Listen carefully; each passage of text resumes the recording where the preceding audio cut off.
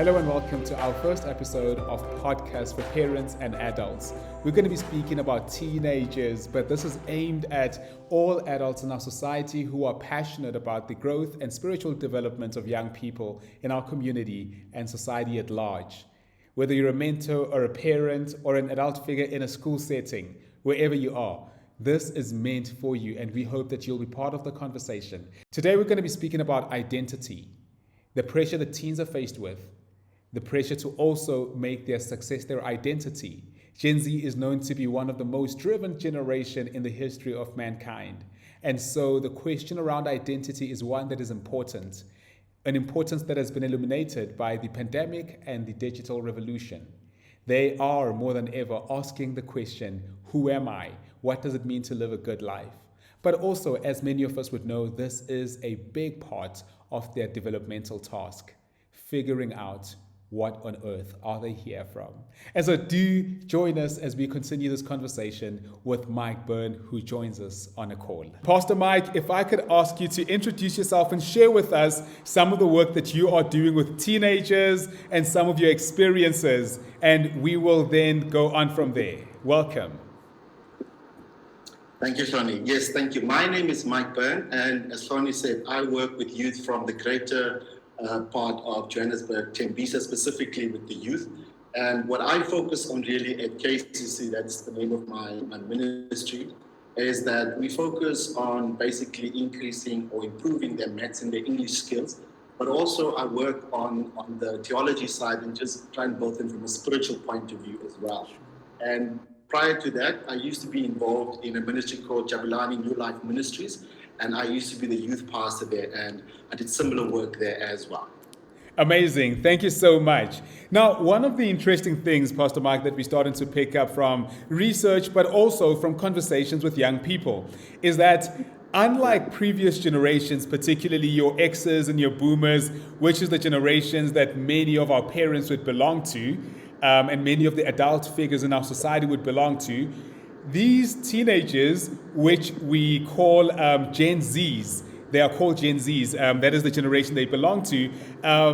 Unlike the previous generations, they believe that morals are relative, that you do not have absolute morals, but that it's literally you do you, boo. You know, what you view as right, that's what's right. It's not about what everyone understands to be right. And obviously this influences their decision making around around identity. What is your view on this, the struggle between the previous generation and the current generation? Previous generation saying, these are morals, this is what's right, this is what's wrong, and the current generation saying, no, it's relative. Truth is relative, right and wrong is relative, morals are relative. What is your view in terms of how can parents hold that space? Sonny, that is such a great question, and I don't think there's a short answer to that, but I think that goes back to, if you go back to the Old Testament where the 10 Commandments is still relevant or not, Sure. whether Christ came to actually, either, demolish it, or did he come to reinforce it, so it's one of those things. In the old generation, as you know, we were brought up in a much stricter environment, Sure. where, even the way we communicated to all the people and just around basic day-to-day house things, how we used to have discipline in terms of what we did. And today, kids are just much more, privileged and much more advanced than we were, So I think that's where the problem actually starts, or I wouldn't say problem, but that's where the whole thing starts in terms of when we were brought up that, you were expected to do this, and we now don't have to do that anymore, So I think really it's a question of finding that balance. Christ didn't come to get rid of the 10 Commandments. As a matter of fact, he actually came to edify it and say, look, I've come actually just to add one more, which is love, That you should love Christ with all your heart and soul, and also to love your neighbor. So I think with parents and kids, that's where it starts off with, is that we need to, maintain the old discipline, but at the same time, we need to be flexible and understand that we're not living in the same era as they used to. So things has changed, and we need to be able to meet them halfway.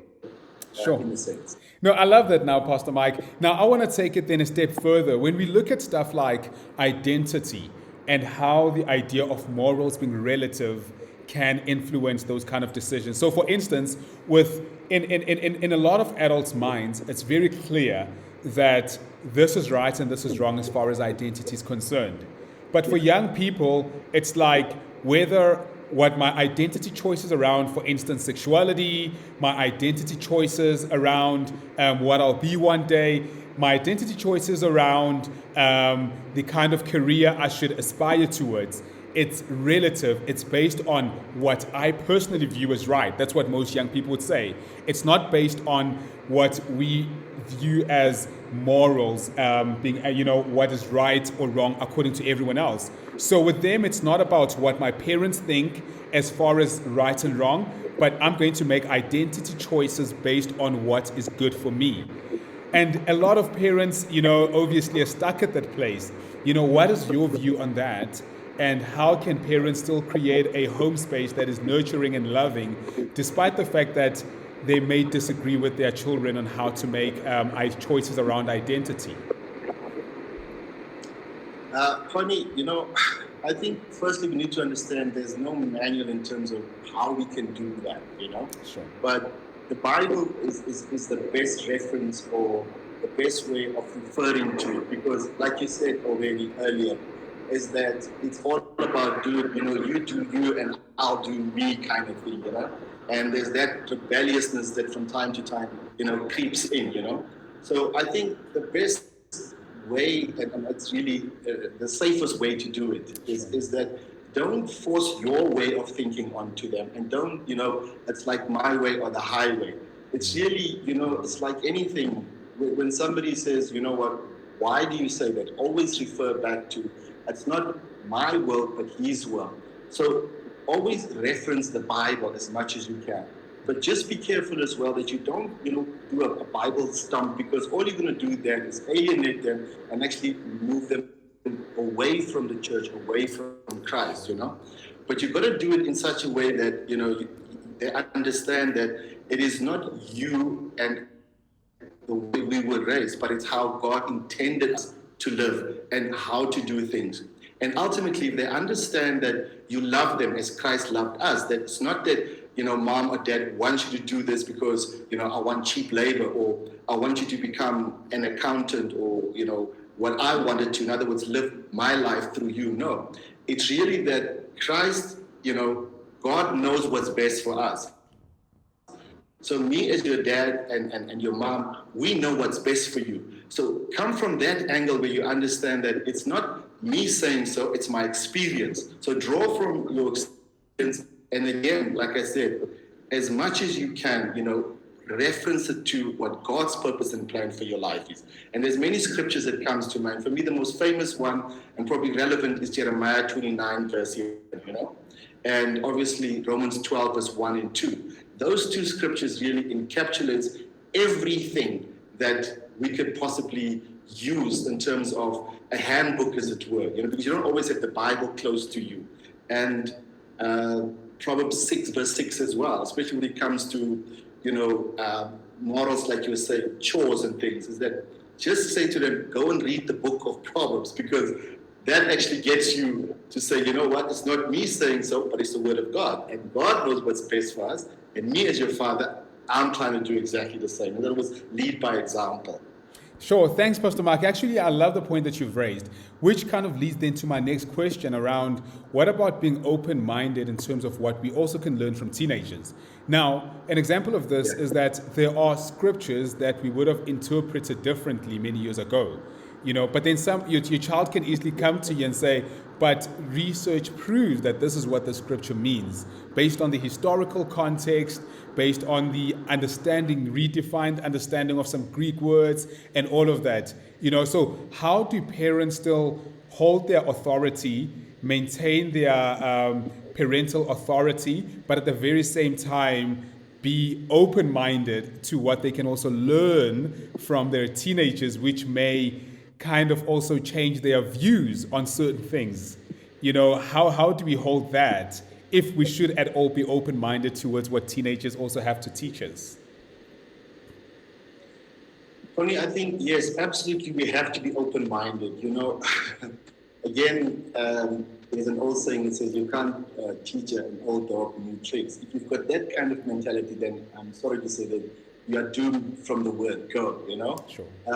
Today, children have much more access to things that when we were growing up, we didn't have that kind of technology and experiences. But my personal take on that is that, you have to be able to understand that change is inevitable. And the parents must come to the conclusion that, as much as we would like to steer them in a certain way, if their passion is to do something, don't try and force them in a direction that they don't want to go, because all you're going to do is no longer they're going to come to you if they're going through a difficult time or if they have a different point of view. So it's like, okay, it's pointless even talking to you because I know already what you're going to say. You're going to tell me about what the scripture says.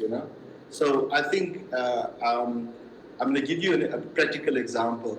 My son told me a couple of years ago that, and then he was in his early teens, and he said, he was listening to this group of kids, and he was just listening to them, and he was thinking to himself, dude, if you only understand your parents are just trying to do the best for you.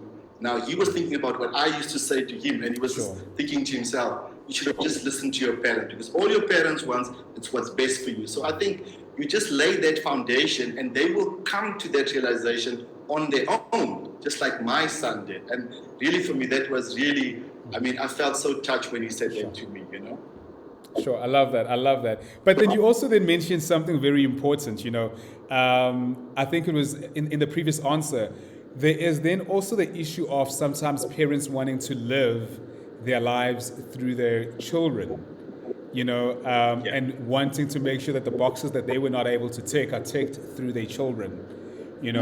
At what point, so as a parent, how do you keep yourself in check to say, well, right now it seems like because the temptation is always there. How have you kept yourself in check as a parent to say, wait a second, I think when I start doing this, it may not necessarily no longer be about my child, but I seem to be pursuing my own dream and the things I couldn't do through my children, because, that's obviously your understanding of what's best for a good life. How have you kept yourself in check personally?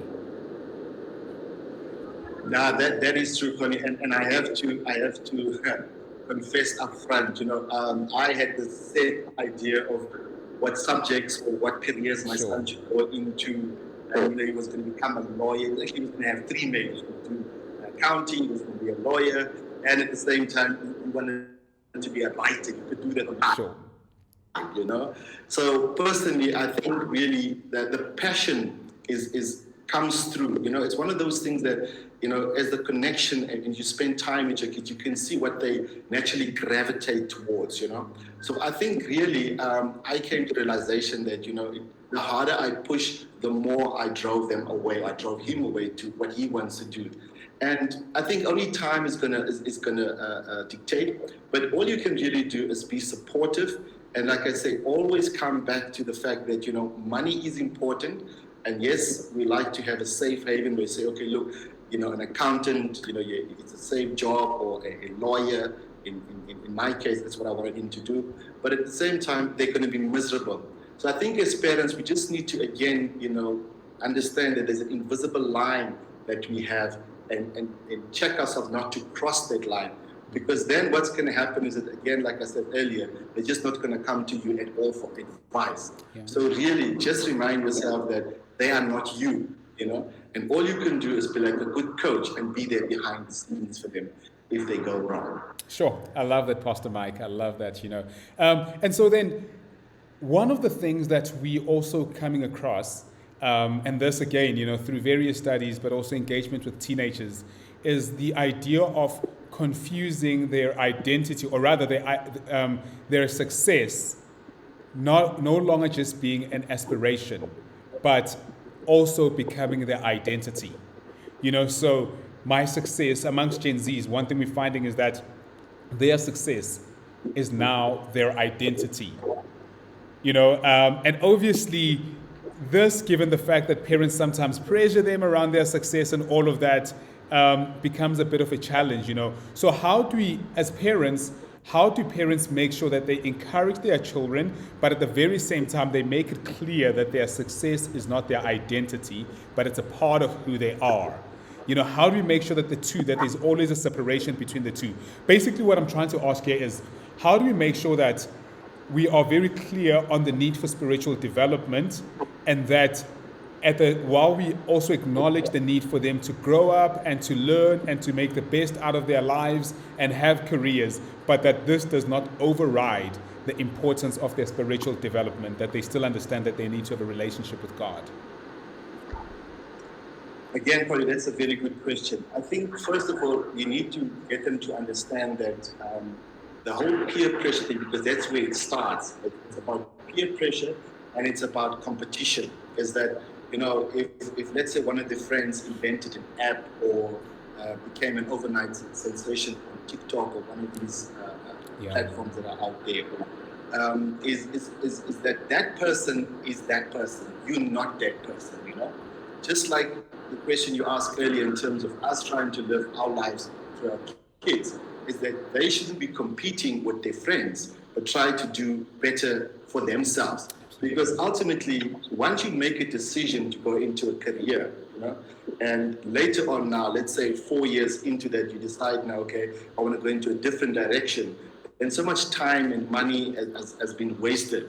So I think you just need to make them understand that the more time you spend in the Word, that is why I said earlier, is the book of Proverbs for me is probably the best guide you can give, because that is really like the holy grail for me. That is, if anything you really want to know about life from a practical point of view, depending on what you're going through, you'll find somebody who went through it there, or there's tips or advice there. And so if they understand that they are not gifted, for example, in science, why pursue that career? But if you are gifted in music, then that's what you should be pursuing.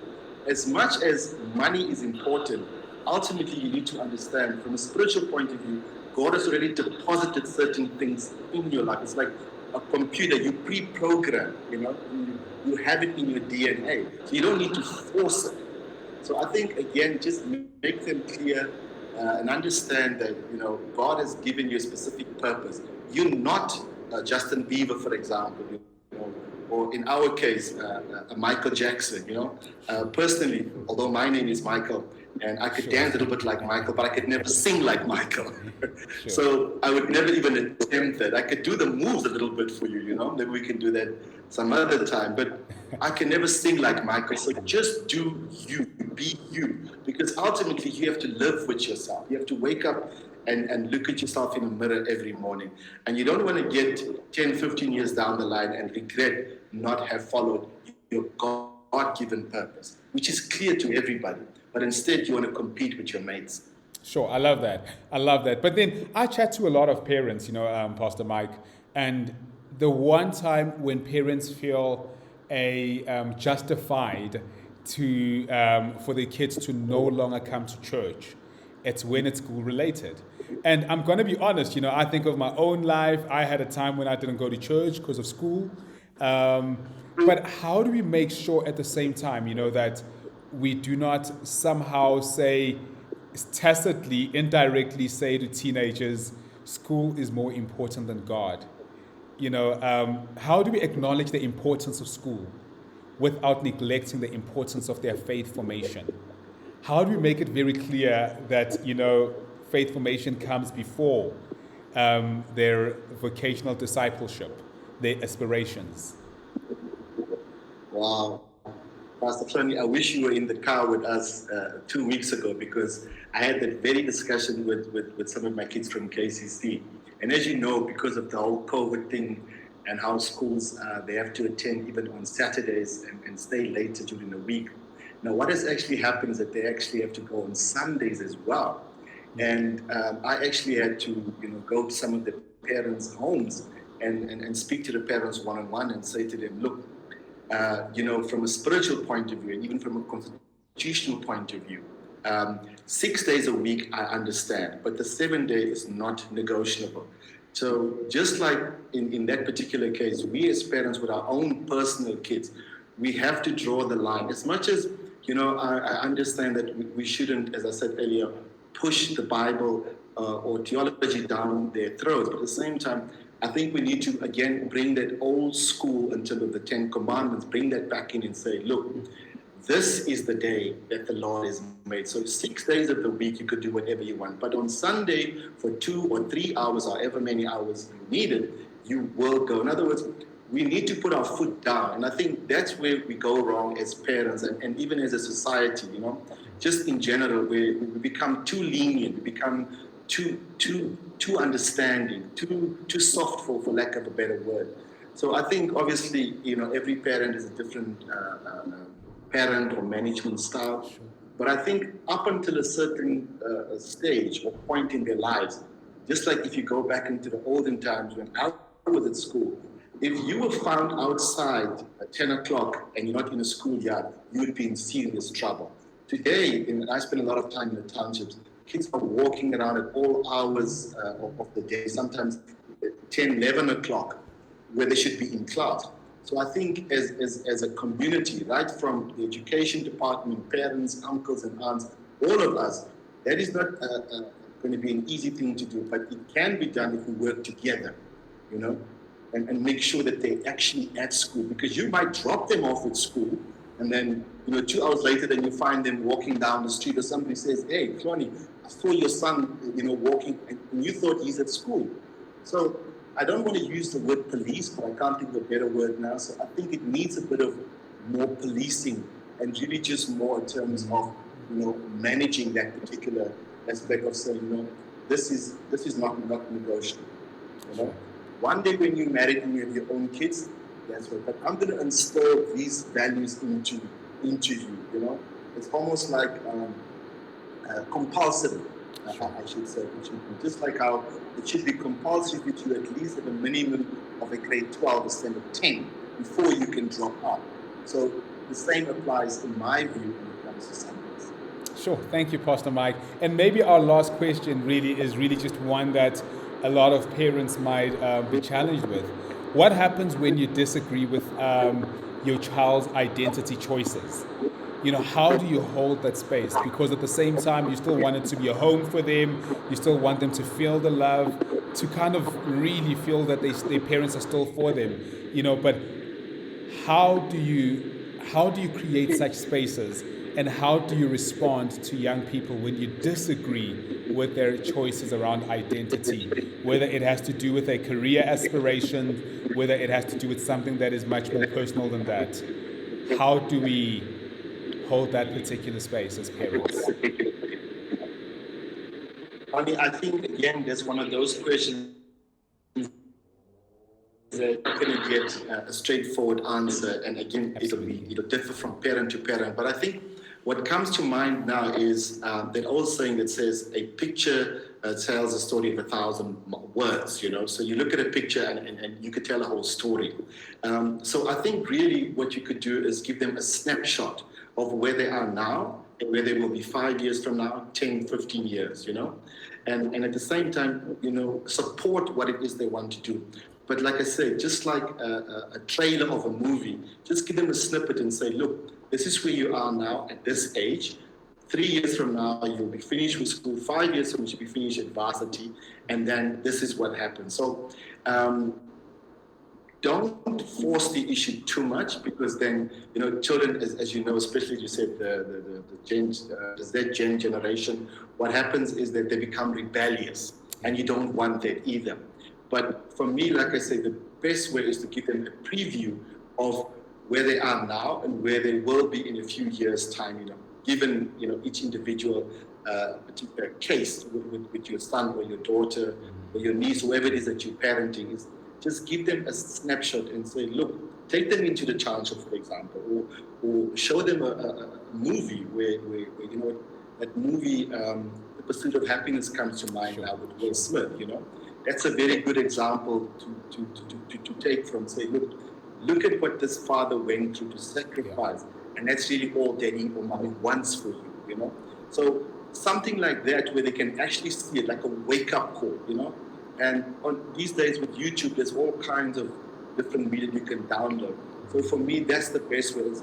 It's almost like frighten them in a sense, or give them a wake-up call. There's an old saying that says, in Afrikaans, that say, skrik alles net wakker, just wake them up a bit, And hopefully, with prayer and continuously encouraging them, they will realize that, Dad has my best interest in mind, and so does the rest of the family. Thank you so much, Pastor Mike. I think that's it from us today, but thank you for making time. We will be recording more of these episodes. In the coming weeks, we will be sharing about mental health, purpose, and relationships. And so we hope that you will enjoy this. And if you have any other topic suggestions around things you would like us to explore, please do feel free to get in touch with us. Thank you so much. Till we meet again.